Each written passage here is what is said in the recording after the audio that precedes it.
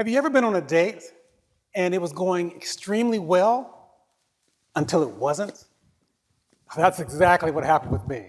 See, I was in college at the time, and I saw this beautiful girl in a sociology class. I mean, she was drop dead gorgeous. And so I knew I had to go talk to her. At the end of class, I went up to her and we started talking, we exchanged phone numbers, and we actually scheduled a time for our first date. I was over the moon. So then all of a sudden I realized that I needed to find out her dietary preferences. So I asked for her preferences and we were able to schedule the first date. We get to the date and it was absolutely awesome. She goes ahead and she orders the steak. I order the fish sandwich. Everything is going well. But then I knew I had to start the conversation. So I was like, I'm not much for small talk. But I had it. I'm going to ask her this question just to start things off, just to keep it light. So I said, what are your goals? What do you want to do in life? And in retrospect, I realized that probably wasn't as light as I had imagined. And her response floored me. I mean, I went into a moment of sadness. And then I had to ask her again, because you got to keep in mind, this was amazing. I had a basket of nerves. I was literally dating someone that I thought was one of the most beautiful women I ever met, and I was getting ready to dump out a whole month's worth of wages in one date. So I asked her again. She responded. It was the same answer. And I realized, this date was over. Her response, I don't have any goals. I don't really have anything that I want to do next with my life. I'm just not sure. See, you have to understand that I was raised by two parents with two very distinct lessons. My mom and dad, by the age of 5, they were divorced, and so I was like looking at them in different ways. My mom raised 2 boys, my brother and I, and she had to have 3 jobs just to keep food on the table. It was that 3rd job that mattered on that day during that date. The first job, she was a financial aid officer at a local university. The second job, she worked as a UPS delivery driver. Imagine working 9 to 5, changing clothes, and then going on to do delivery driving from like about 6 to 10. So that 3rd job though, she enlisted in the US Army. And she rose all the way to Sergeant First Class. We were so proud of her. But along the way, she was a drill sergeant. And that's what we felt as her kids.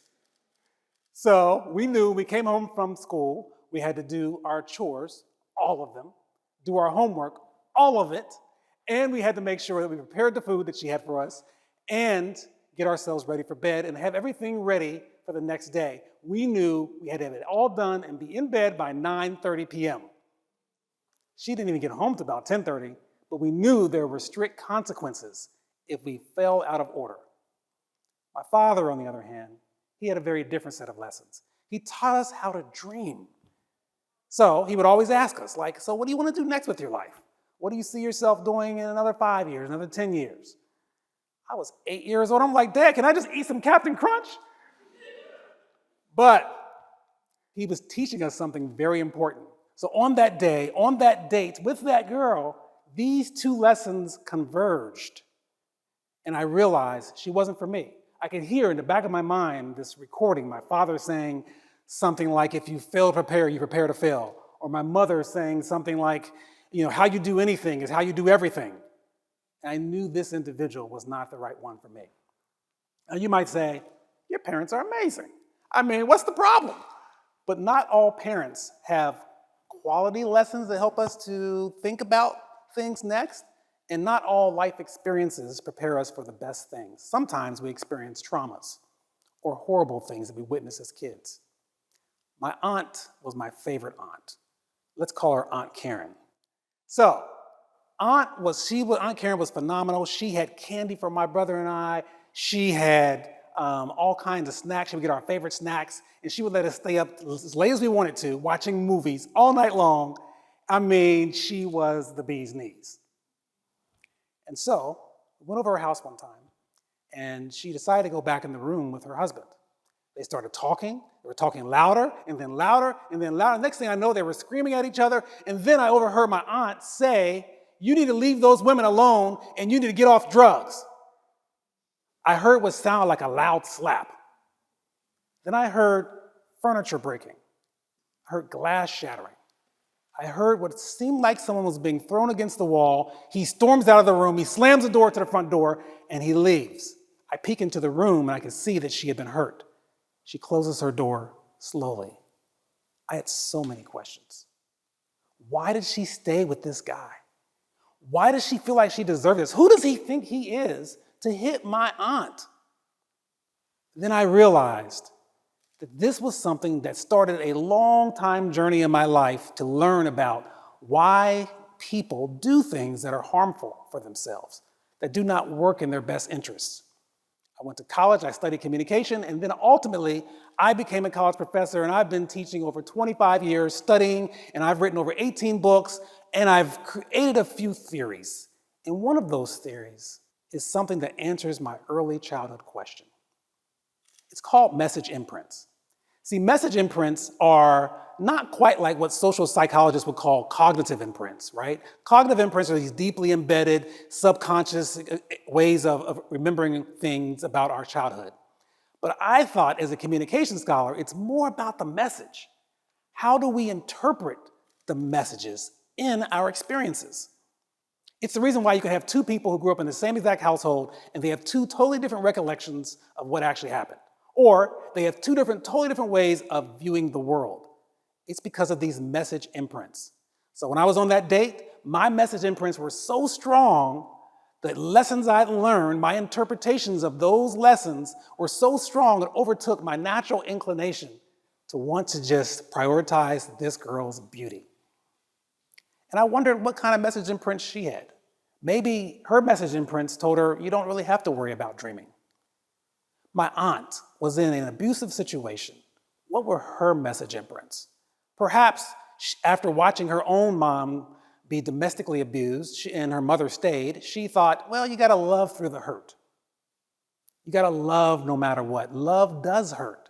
Or maybe she thought, as a Christian woman, it is my duty to stay because it's for better or for worse. Message imprints are not like engravings that are permanent. They are, think about them like a tattoo. A tattoo is something, if you don't like it, you can just kind of like begin to write over it, begin to reshape it, change what it looks like. But it doesn't take away from the original scar. And in the same way, we have different memories, and these memories, they teach us about love. Our memories, in many ways, have a way of influencing all kinds of behaviors. I would even argue that our brain falls in love long before we do.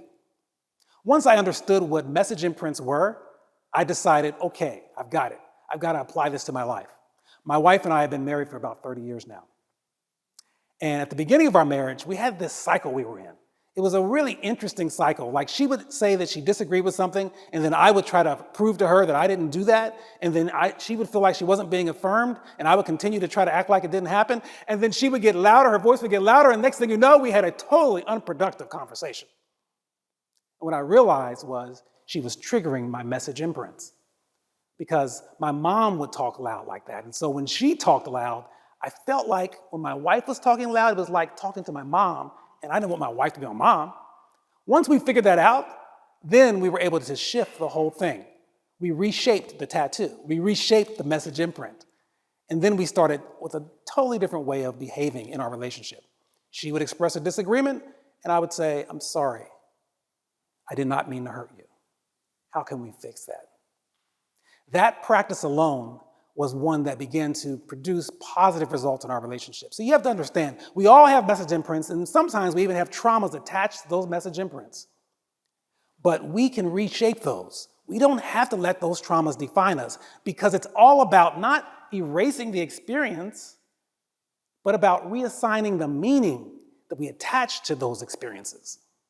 I once heard someone say that going through life is paying attention. That's what the nature of wisdom is. I want us to exercise wisdom, but I also want us to think about what our personal message imprints are and how we can change them. What you should be asking yourself right now, in this moment, is what message imprints do I have that don't serve me well? And then how can I change those? Own your stuff. My question, my challenge to you is, what are your message imprints?